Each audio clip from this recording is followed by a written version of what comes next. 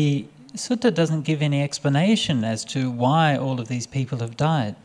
Di sutta tidak memberikan penjelasan mengapa orang-orang ini meninggal. But in the commentary it says that the city or the town had been hit with the plague. Many people had got sick and perished that way. Tapi dalam komentar dinyatakan bahwa orang-orang ini meninggal karena sakit.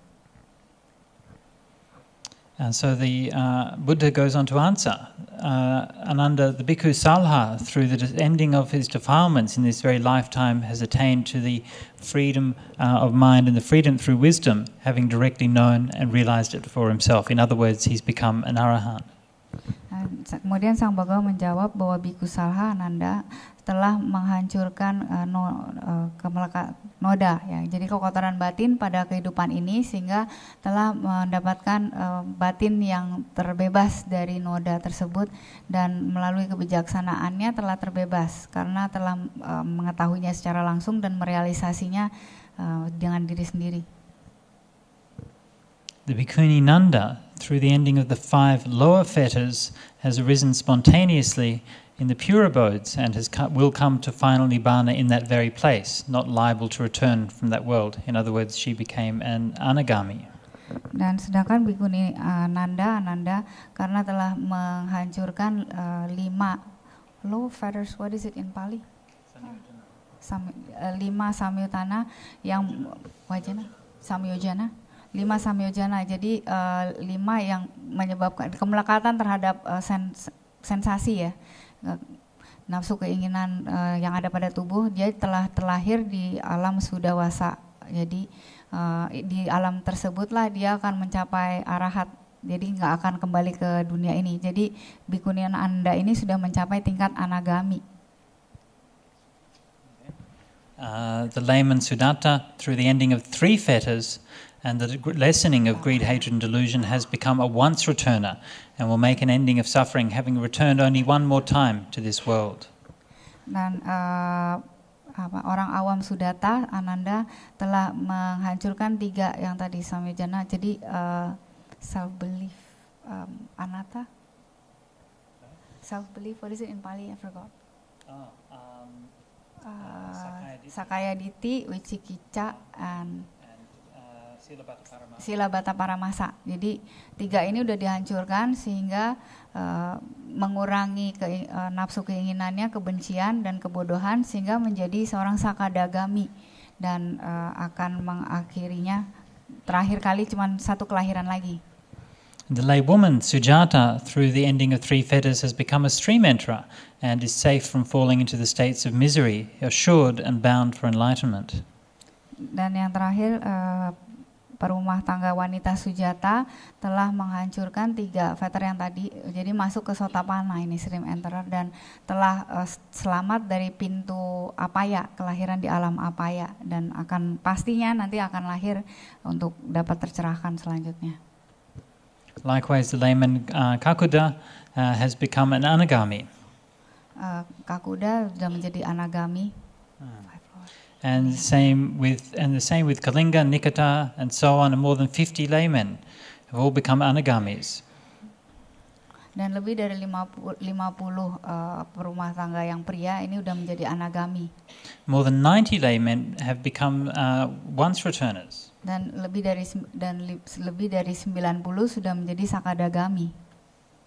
And more than 500 laymen have become stream enterers. Dan lebih dari 500 sudah menjadi Sotapana.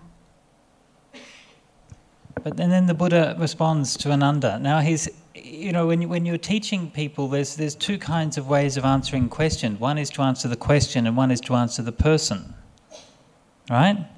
And so when the Buddha usually was pretty straight, and I think that's very respectful.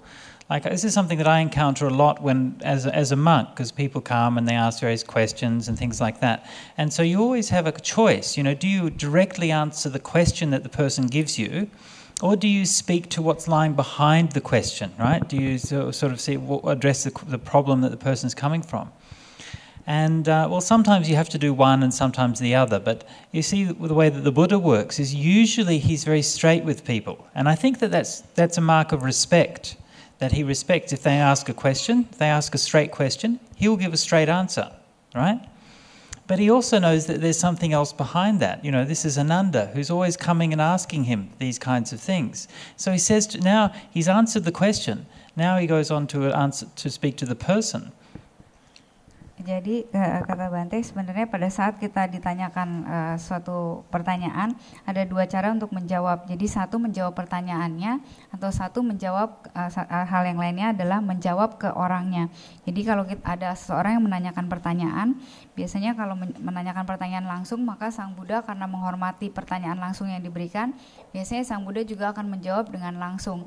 Tapi yang dilakukan Ananda ini, karena Ananda sering menanyakan hal tersebut, maka setelah menjawab langsung, Sang Buddha juga menjawab apa yang sebenarnya Ananda inginkan untuk dijawab. Jadi sekarang menjawab secara personal ya kepada Ananda, apa yang jadi alasan Ananda menanyakan hal tersebut.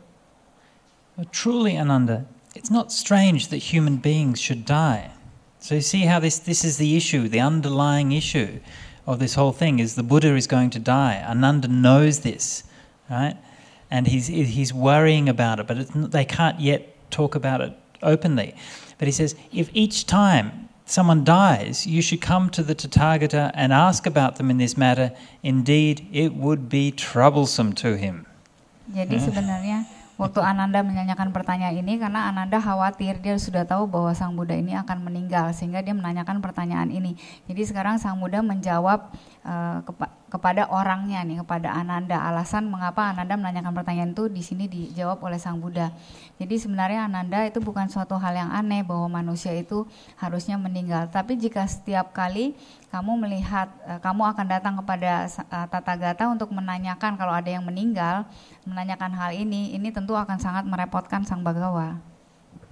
So Ananda, I will give you the teaching called the mirror of the Dhamma, possessing which the noble disciple, should he so desire, can declare of himself, there is no more rebirth for me in hell, nor as an animal, nor as a ghost, nor in any realm of woe. I'm a stream enterer, safe from falling into the states of misery. I'm assured and bound for enlightenment. Oleh karena itu Ananda, saya akan memberikan kepada kamu ajaran yang disebut sebagai cermin dari Dhamma.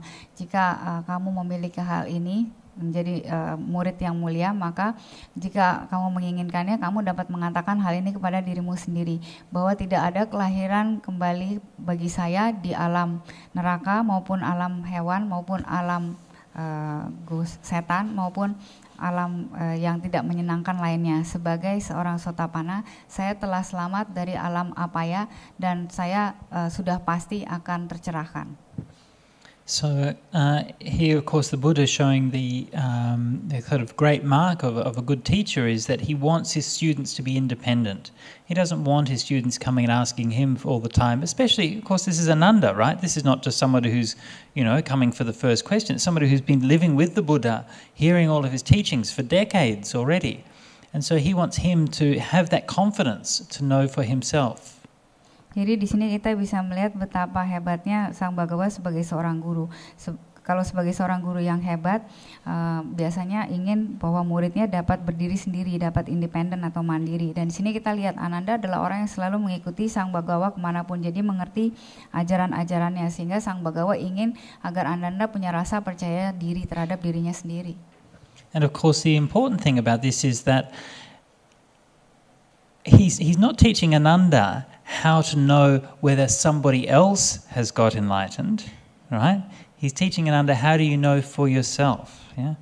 So in other words, the other implicit teaching here is, well, don't be so concerned about whether this person's enlightened or that person's a stream enterer and all of this, but you have to know inside yourself what your own mind is like. Jadi di sini Sang Buddha mengajarkan kepada Ananda bukan untuk menilai apakah orang lain sudah mencapai Sotapanna, Sakadagami, Anagami atau Arahat, tapi untuk menilai dirinya sendiri, apa yang telah dicapai oleh dirinya sendiri. Dan secara implisit tersirat Sang Buddha ingin juga mengajarkan kepada ia bahwa yang penting adalah bukan menilai siapa aja yang sudah mencapai Arahat, siapa yang sudah mencapai Sakadagami. Yang penting adalah melihat ke dalam diri sendiri apa yang sudah kita capai. So this is something which you find, I think, very commonly in Buddhism today, something I hear a lot as a monk. Everyone's sort of discussing, oh, this Ajahn got that, or this one's enlightened, or that one's an arahant, and this one's a stream enterer. I marvel, honestly. I just sit there and marvel. How do these people know these things? Jadi kata Ajahn, ini sampai sekarang pun masih terjadi, umat-umat awam sering membicarakan Ajahn yang itu sudah arahat, Ajahn yang ini sudah sakadagami, ini udah anagami. Dan Bante ini cuma takjub aja melihat dari mana orang-orang ini bisa tahu siapa yang udah sakadagami, anagami, arahat. I find it hard enough to know my own mind, much less all of these other monks' minds. Ajahn sendiri aja susah tahu pikirannya, kok orang lain bisa tahu ya. You know, there's another teacher, another sutta where one of the laywomen comes to the Buddha and makes some kind of judgment like this about, you know, this person should be more enlightened than that one.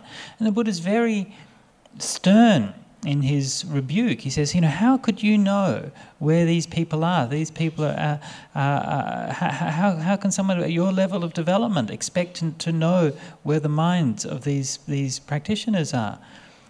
So we have to have that humility to know, well, we don't know. Ada sutta lainnya di mana ada seorang perumah tangga atau layman yang datang kepada Sang Buddha bilang bahwa orang ini harusnya lebih tercerahkan dari orang yang ini, dan Buddha sangat keras dalam memberikan jawaban, dari mana kamu bisa tahu apa yang orang tersebut sudah capai? Karena kita di sini Buddha ingin mengajarkan bahwa seorang harus selalu rendah hati. So don't worry so much about whether that monk's an arahant or anything. You ask yourself, am I an arahant? Jadi jangan terlalu khawatir apakah Biki itu udah arahat atau bukan. Tapi khawatirlah terhadap diri Anda sudah arahat apa belum. And so the Buddha then goes on to teach what is this mirror of the Dhamma. Jadi Buddha kemudian mengajarkan apa yang disebut sebagai cermin dari Dhamma. So the noble disciple has unwavering faith in the Buddha. Jika tidak mempunyai keyakinan yang tidak tergoyahkan kepada Sang Buddha. And then he goes on to recite the Itipiso formula, Itipiso Bhagava Arahang Sama Sambuddho. Dan di sini kemudian Sang Bhagawa melafalkan Itipiso, jadi Buddha Nusati. Similarly, he has unwavering faith in the Dhamma, Swakhato Bhagavata Dhammo. Kemudian orang tersebut juga mempunyai keyakinan dalam Dhamma yang tidak tergoyahkan, dan di sini dilafalkan Dhamma Nusati. And similarly with the Sangha, Supatipanno Bhagavato Savaka Sangho. Juga mempunyai keyakinan yang tidak tergoyahkan pada Sangha, dan di sini dilafalkan Sangha Nusati. Also he has the virtues, the silas, that are dear to the noble ones, complete and perfect, spotless and pure, which are liberating, praised by the wise, uninfluenced by worldly concerns, and favorable to samadhi. Dan ia memiliki sila yang sempurna. Yang ini noble ones adalah orang-orang yang sudah Arya. Noble ones are Aryas, jadi yang sudah suci ya, para suciwan. Kemudian, karena tidak ternodai, murni dan sudah terbebaskan dan dipuji oleh para bijaksana, tidak terpengaruh dengan duniawi lagi, dan tentu saja konsentrasi daripada yang mendukung konsentrasi daripada batinnya, pikiran. So this is the teaching by which one may know whether one's a stream enterer. Jadi ini adalah ajaran di mana seseorang dapat menilai dirinya apakah dia adalah seorang sotapanna. These four qualities, unwavering faith in the Buddha Dhamma Sangha and perfect sila, these four qualities are very commonly mentioned as the defining characteristics, or some of the defining characteristics of a stream enterer. Jadi di sini Buddha membeberkan karakteristik atau sifat yang dimiliki oleh seorang sotapanna, ada 4, yaitu keyakinan yang tidak tergoyahkan dalam Buddha, Dhamma dan Sangha, dan sila yang sempurna. Okay, so any questions before I proceed? Ada pertanyaan? Ya. They're recording it, that's why I need her to be on the microphone.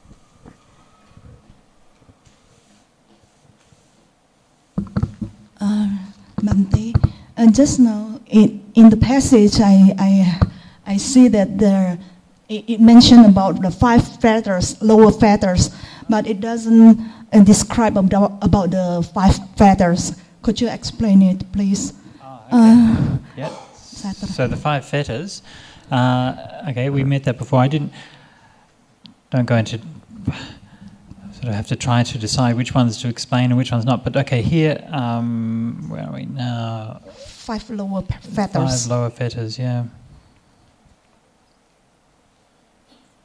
Okay, so here on this screen it mentions the 3 fetters. Okay, so self-belief is sakkaya ditthi, doubt is vicikiccha, and the other one is silabbata. Okay, so this is attachment to rites and rituals. That's 3 out of the 5 fetters, lower fetters. The other 2 of the lower 5 fetters are greed and hatred. Okay, so it's those 3 plus greed and hatred are the 5 lower fetters. 5, I don't know the words in Indonesia for lower fetters. Sanyojana itu yang tadi silabbata paramasa, kemudian vicikiccha, satu lagi apa? 5 belenggu ya. What's the other one? The 3 fetters? Vicikiccha, sakkaya ditthi, vicikiccha, silabbata paramasa. Silabbata paramasa itu adalah orangnya terikat pada rites sama ritual, prosedur-prosedur yang ritual, ya. Kemudian yang 2 lagi adalah greed dan hatred, nafsu keinginan dan kebencian. And also in Nadika, in the brick house, the Blessed One often taught the bhikkhus thus. Once more, such is sila, such is samadhi, such is panya. When samadhi is imbued with sila, it's of great fruit and benefit. When wisdom is imbued with samadhi, it's of great fruit and benefit. When the mind is imbued with panya, it is completely freed from the defilements of desire, rebirth, and ignorance. Dan juga di Nadika, di rumah bata itu kembali diulang yang tadi, sila, samadhi, dan panya. Okay, so I'll just read one more passage before we finish up for this evening. Jadi ini adalah satu lagi hal yang akan Bante baca, satu passage lagi sebelum selesai. And this is the account of the visit by the courtesan Ambapali. Pardon me? Visit by Ambapali. Ambapali? Nah, ini adalah kunjungan dari Ambapali. Okay, so the Buddha goes to Vesali together with the Sangha, and they're staying in Ambapali's grove. Jadi ketika Sang Bhagawa menetap di Nadika selama yang ia inginkan, ia mengatakan kepada Ananda, mari kita pergi ke Vesali. There's a slight difference in the way that the Sanskrit is structured, in that at this point in the Sanskrit, Ambapali comes to know that the Buddha is staying and goes to visit him. In the Pali, she doesn't find out that he's there until later. Jadi ini perbedaannya di Sanskrit. Kalau di Sanskrit, Ambapali yang mendatangi Sang Buddha ketika Buddha tinggal di tempat tersebut. Tapi di versi yang Pali, Ambapali bahkan tidak tahu sampai di kemudian. And so then the Blessed One addressed the bhikkhus, saying, you should be mindful and you should be clearly comprehending. This is what I teach you. Sang Bhagawa mengatakan kepada para bhikkhu bahwa mereka harus selalu penuh kesadaran dan comprehending itu mengerti dengan dalam. Ini yang diajarkan oleh beliau. And the Sanskrit is the same, except it also adds the 4 right efforts as well. Dalam versi Sanskritnya juga sama, tetapi ada tambahan tentang 4 upaya yang benar. And the difference in the narrative is important because in the Pali it's implied, but in the Sanskrit it's more clear that he's teaching the bhikkhus to be mindful because Ambapali is coming to visit them. Jadi perbedaan bagaimana dinarasikannya penting. Kalau di Pali ini secara implisit atau tersirat, tapi di Sanskrit ini lebih jelas karena Sang Buddha ingin memberitahukan kepada para bhikkhu karena ada Ambapali yang akan datang. So they're having this very beautiful courtesan is coming to see them with all of her handmaidens and so on. So the Buddha's giving a special teaching. So, okay, monks, be mindful. Ambapali ini ya, apa sih, wanita tuna susila ya. I don't know a polite word for courtesan in Indonesian. Katanya nggak apa-apa kalau saya sebut pelacur, soalnya saya nggak tahu bahasa lebih sopannya lagi. Jadi makanya kenapa Sang Bhagawa mengatakan kepada para bhikkunya harus selalu penuh kesadaran, karena Ambapali ini adalah seorang pelacur yang akan mendatangi komunitas bhikkhu. So how is a monk mindful? He dwells contemplating a body in the body. ardently, clearly comprehending and mindful, having overcome desire and sorrow in regard to the world. He contemplates feelings in feelings, and mind in the mind, and dhammas in dhammas. Translates it as mental objects, but better to translate it as dhammas, so just leave it as dhammas.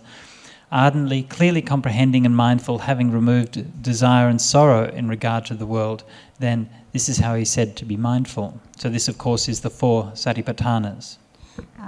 Jadi bagaimana para biku kalau kita mengatakan bahwa biku tersebut adalah penuh kesadaran ketika ia mengkontemplasi tubuh sebagai tubuh dan benar-benar mengertinya, kemudian dengan penuh kesadaran mengatasi nafsu keinginan dan penderitaan terhadap duniawi, dan ketika ia mengkontemplasi perasaan sebagai perasaan, pikiran sebagai pikiran, dan objek batin sebagai objek batin, ini kata Bante lebih bagus diterjemahkan sebagai dhamma dan sebagai dhamma. Kemudian dan mengerti, benar-benar mengerti hal tersebut, memahami hal tersebut, dan secara penuh kesadaran setelah mengatasi semua nafsu keinginan dan penderitaan duniawi, maka ia dikatakan sebagai orang yang penuh kesadaran. Ini adalah 4 landasan satipatthana. So here I've just given the Pali and the Sanskrit once more, and you can see that the actually it looks a little bit different, but is really much more similar than it seems. So here bhikkhu, a body in the body, kaya anupassi viharati, is almost the same. Atapi is the same. Sampajano is the same. Sampajana smritiman, satima. Smritiman. So Sanskrit is usually just the same, but more fun to try to pronounce it. And this phrase here is Vinaya Bidya Loke. Okay, so this is Vinaya Loke Abidya Dharmanasyang and Dhomanasang. So actually, even though the syntax is a little bit different, but basically this is exactly the same. Ya, jadi yang di atas itu teks Pali, yang di bawah adalah teks dalam Sanskrit, walaupun tampaknya berbeda, tapi sebenarnya mereka sebenarnya adalah sama. Kata Bante, kalau Sanskrit itu mungkin lebih menarik, lebih menantang kalau mencoba untuk mengucapkannya. Mengucapinnya susah. And the only difference is that the Sanskrit has a slightly more elaborate passage, because it talks about contemplating internally, contemplating externally, and contemplating both internally and externally. Nah, tapi yang versi Sanskrit ini lebih penjelasannya lebih lengkap, karena di sini bahwa kontemplasinya harus dilakukan secara dalam, internal, kemudian eksternal, keluar, dan juga luar dan dalam, internal dan eksternal. So we find a similar passages in the Pali, but just not in this place, but in the Satipatthana Sutta and other places it has that same passage. Jadi ini ditemukan di Satipatthana Sutta, bukan di tempat ini, dan passage yang lainnya juga. So what that means, very briefly, the internal and external thing means that internally means your own body, externally means the bodies of others. Jadi kalau yang dimaksud secara internal adalah tubuh kita sendiri, sedangkan kalau eksternal adalah tubuh yang ada pada orang lain. And both internally and externally means that like you dissolve the difference between them. Dan internal dan eksternal itu artinya kita telah bisa melihat bahwa internal dan eksternal itu adalah satu yang sudah sama, sudah melebur. So for example, you might contemplate the bones in your own body as being the earth element. Jadi misalnya kita mengkontemplasi bahwa tulang dalam tubuh kita adalah bagian dari elemen tanah, unsur tanah. And then you can contemplate bones in other people's bodies, or else just contemplate the earth also as the earth element. Atau mengkontemplasi tulang yang ada pada orang lain sebagai elemen tanah, atau tanah sendiri sebagai tanah. And then you realize actually these are both just earth element. It's just the same thing. So this is the internal, external, the last one. Jadi kemudian kita merealisasinya atau mengerti bahwa baik tubuh kita, tubuh itu maupun tanah, semuanya adalah elemen tanah. So I'll just finish this passage off. You've been very patient tonight, so I'm going a little bit over time, but hopefully not too far. Jadi kata Bante, Anda semua sudah bersabar, cuma sedikit lagi katanya, walaupun udah lewat dari waktunya. How? Because does a bhikkhu have clear comprehension, sampajanya? He's fully aware of coming and going. He's fully aware of looking forward and looking away, of bending and stretching the limbs, wearing the robe, carrying the bowl, eating, drinking, chewing and savouring, defecating and urinating, walking, standing, sitting, lying down, going to sleep or keeping awake, speaking and being silent. Then he has clear comprehension. Dan bagaimana para biku, seorang biku mendapatkan pengertian atau pemahaman yang jelas ketika ia menyadari sepenuhnya bahwa ia pergi atau datang, ketika melihat ke depan, melihat ke belakang, ketika ia membungkuk atau meregang, ketika ia memakai jubahnya, membawa patanya, ketika ia makan maupun minum, ketika what's masticating? Ketika mengunyah, savoring, menikmati, jadi mengecap. Ya. Kemudian buang air besar dan buang air kecil ketika ia berjalan, berdiri, duduk, berbaring, tidur, bahkan ketika ia berjaga, ketika ia berbicara, ketika ia berdiam diri, maka pada saat itu ia disebut mempunyai pemahaman yang jelas. So again, I've put the Pali and the Sanskrit passages here, and very similar. So I'll just read through for the Sanskrit one, going forth and coming back. Jadi ini yang di atas adalah yang Sanskrit, yang di bawah adalah yang Pali. Jadi berjalan ke depan dan ke belakang. Looking to the front and looking to the side. Melihat ke depan, melihat ke samping. Bending and stretching the limbs. Menekuk atau meregangkan ini. Saminjite pasarite. Yeah. Wearing the sangati and the robe, carrying the bowl. Memakai jubah dan membawa pata. When going, standing, sitting, lying down, sleeping, speaking, being silent. Okay, going, standing, sitting. Pergi, berdiri, duduk. Lying down, waking up. Berbaring, berjaga. Speaking. Berbicara. Being silent. What? Being silent? Being silent. Berdiam. Supte. Now these ones are extra, and I'm just trying to see what they are. Tunhi bhave. Supte shrame, vishrame. I'm not quite sure what shrame. Supte means sleeping. Tidur. So this is lying down. This one is sleeping. Itu berbaring, itu tidur. Shrame and vishrame, I'm not quite sure what they mean. Bante nggak gitu jelas apa artinya shrame. Okay, I'll have to do my homework. Nanti Bante PR buat Bante. Anyway, so most of them is all exactly the same as the Pali. Jadi semuanya hampir sama dengan yang Pali.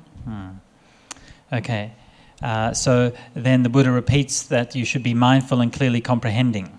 Jadi Sang Bhagawa kembali mengingatkan bahwa para biku harus selalu waspada dan mempunyai pemahaman yang jelas. And in the Sanskrit version, the Buddha adds that the reason why I've spoken is because Ambapali, the courtesan, is coming. Dan dan versi Sanskritnya ini ditambahkan lagi karena Ambapali akan datang. So I will leave it there, and tomorrow we can see what actually happens when Ambapali comes to visit the Buddha. Jadi sekarang Bante stop di sini. Jadi besok kita akan terusin lagi apa yang sebenarnya terjadi ketika Ambapali datang. Okay. So let's finish by paying respects to the Triple Gem. Kita tutup hari ini dengan membacakan nama Karagata. Mari kita semua bersikap anjali.